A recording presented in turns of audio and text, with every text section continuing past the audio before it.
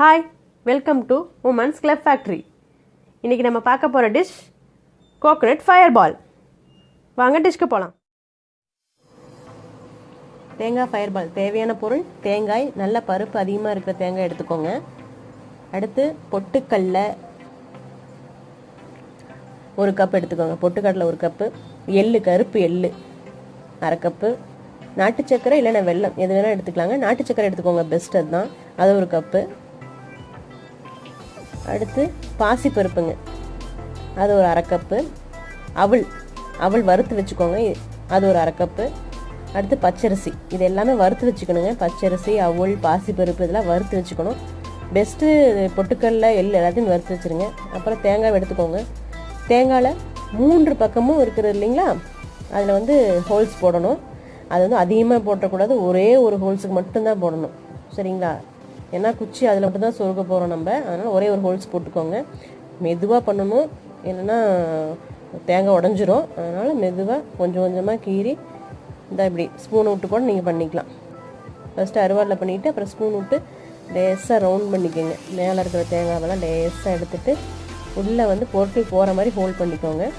ஒரு சொம்பு எடுத்து அதில் இருக்க தண்ணியை, இளநீ தண்ணியை உள்ளே ஊற்றிடலாம்.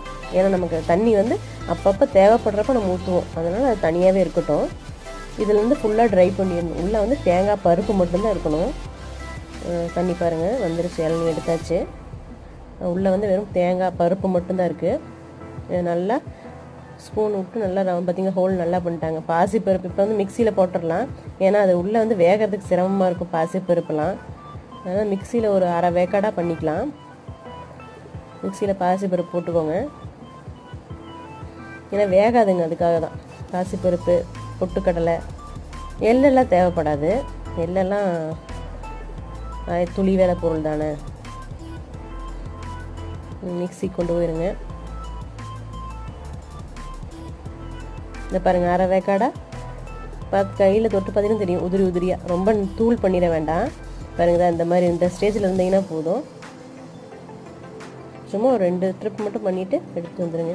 இது பார்த்திங்கன்னா பச்சரிசி வறுத்து வச்சது, அவல் வறுத்து வச்சது, ரெண்டையும் மிக்ஸ் பண்ணிக்கோங்க. இப்போ எல்லா பொருளையும் எடுத்து ஒன்றா கலந்துக்கலாம். நம்ம மிக்சியில் அரைச்சது, நாட்டு சக்கரை, எள், கருப்பு எள், இந்த பாசி பருப்பு, பொட்டுக்கடலை, கலவை எல்லாத்தையும் மிக்ஸ் பண்ணிக்கோங்க. இது ரொம்ப ரொம்ப ஸ்பெஷல் டிஷ்ஷுங்க, எனக்கு ரொம்ப பிடிச்ச டிஷ். நீங்களும் செஞ்சு பார்த்தீங்கன்னா தெரியும். ஆடி 1னாவே நாங்கள் இதை தான் செஞ்சிட்ருக்கோம். இப்படி ஆயிரும். இதை கலந்து வச்சுக்கோங்க. பச்சரிசி, அவல், நாட்டு சக்கரை, பொட்டுக்கடலை, பாசிப்பருப்பு. இப்போ கொஞ்சம் கொஞ்சமாக எடுத்து அந்த ஹோல் வழியாக கொஞ்சம் கொஞ்சமாக விடுங்க. விட்டுட்டு தட்டி விட்டுட்டு லேசு இளநீ ஊற்றணும். பாருங்கள், இப்போ போட்டுட்ருக்கேன் பாருங்கள். இதை கொஞ்சம் கொஞ்சமாக எடுத்து உங்களுக்கு தெரியும், அந்த அளவு தெரியும். அது வந்ததுக்கப்புறம் லேசாக இளநீ தண்ணி ஊற்றணும். கொஞ்சம் கொஞ்சமாக போட்டுகிட்டே வாங்க. அதிகமாக போட்டுற வேண்டாம், போட்டு ஆட்டி பார்க்கணும். பாருங்கள், இளநீ தண்ணி எடுத்து ஊற்றுறோம்.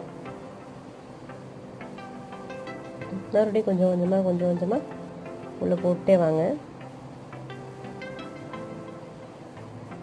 இளநீ தண்ணி ஊற்றுறோம், அப்போ தான் அது வேகுங்க. எதுக்காக தண்ணி இடையில ஊற்றுறோம் அப்படின்னா, தண்ணி, இந்த பருப்பு எல்லாம் சேர்ந்து நெருப்பில் காட்டுறப்போ அது நல்லா வேகும். இளநீ தண்ணியோட ஸ்வீட்டும், தேங்காவோட ஸ்வீட்டு, நாட்டு சக்கரை எல்லாமே ஒரு வித்தியாசமான ஒரு ஃப்ளேவரை கொடுக்கும் நமக்கு. எல்லாமே உள்ளே போட்டதுக்கப்புறம் தான் நம்ம மஞ்சத்தூள் எடுக்க போகிறோம். இப்போ நம்ம மஞ்சத்தூளுக்கு அதில் வேலை இல்லை, எல்லாம் உள்ளே போட்டாச்சு. கம்ப்ளீட் பண்ணதுக்கப்புறம் மேலே தேங்காய் ஓட்டில் நம்ம மஞ்சத்தூள் தடவி வைக்கிறோம். ஏன்னா நம்ம அதை நெருப்பில் காட்ட போகிறோம், அதனால் மஞ்சத்தூள் சேர்க்குறோம். விநாயகருக்கு கொண்டு போய் உடைக்கணும் இல்லைங்களா, அதனால் மங்களகரமாக மஞ்சள் தூள் சேர்க்குறோம். ரெடி ஆயிடுச்சு, கோகோனட் ஃபயர் பால் ரெடி. இப்போ நம்ம குச்சி செருக போகிறோம். குச்சி அதுக்கு தகுந்த மாதிரி பதமாக வெட்டிக்கோங்க.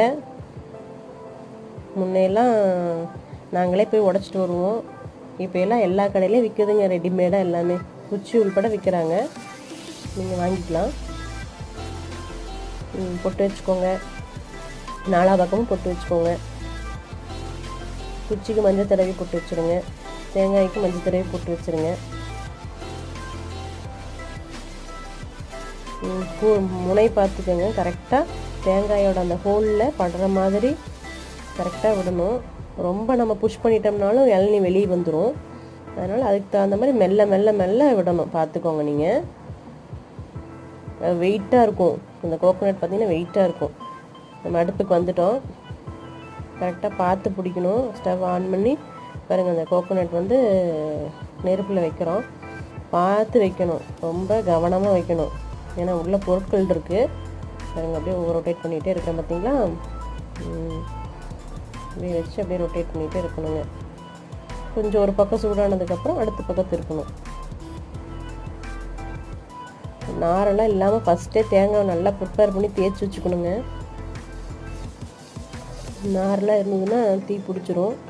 நல்லா நாரெல்லாம் நல்லா ரிமூவ் பண்ணிவிட்டு தரையில் போட்டு தேய்ச்சி தேங்காய் முழுக்கட்டின்னு இருக்கணும். அப்போ தான் வந்து இது வேகிறதுக்கு வசதியாக இருக்கும். பாருங்கள், நான் ஒவ்வொரு பக்கமாக திருப்பிகிட்டே வரேன் பார்த்தீங்களா.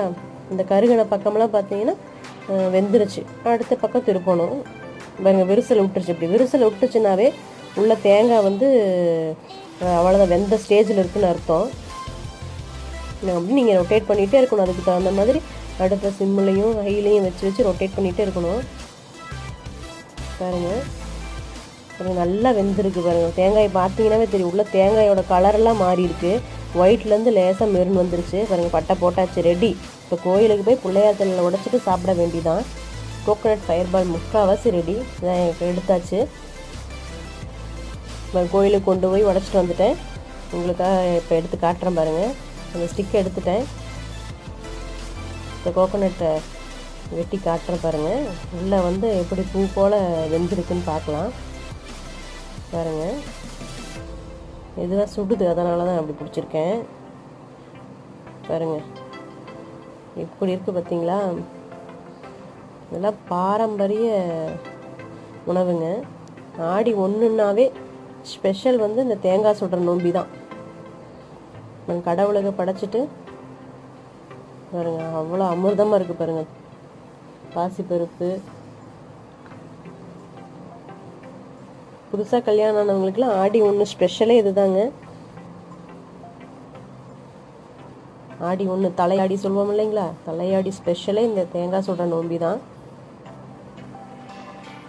பாருங்கள். இப்படி தான் எடுத்து பீஸ் பீஸாக அரிஞ்சு சாப்பிட்டோம்னா செம்மையாக இருக்கும். நீங்களும் ட்ரை பண்ணுங்கள். 5-6 பொருட்கள் அனைத்துமே ஹெல்தியான பொருட்கள். இதெல்லாம் வந்து சம்பிரதாயம்தான். ஏன்னா ஹெல்தியான பொருட்கள் அந்தந்த காலத்தில் நம்ம உடலில் சேர்த்துக்கணுங்கிறதுக்காகவே பெரியவங்க இந்த மாதிரி ஒரு பண்டிகையும் இந்த மாதிரி ஒரு டிஷ்ஷையும் ரெடி பண்ணியிருக்கிறாங்க. தயவு செஞ்சு நீங்களும் ட்ரை பண்ணி பாருங்கள். ரொம்ப அருமையான உணவு பாருங்கள், எவ்வளோ அழகாக இருக்குது. நீங்கள் ட்ரை பண்ணி பாருங்கள். தேங்க்யூ.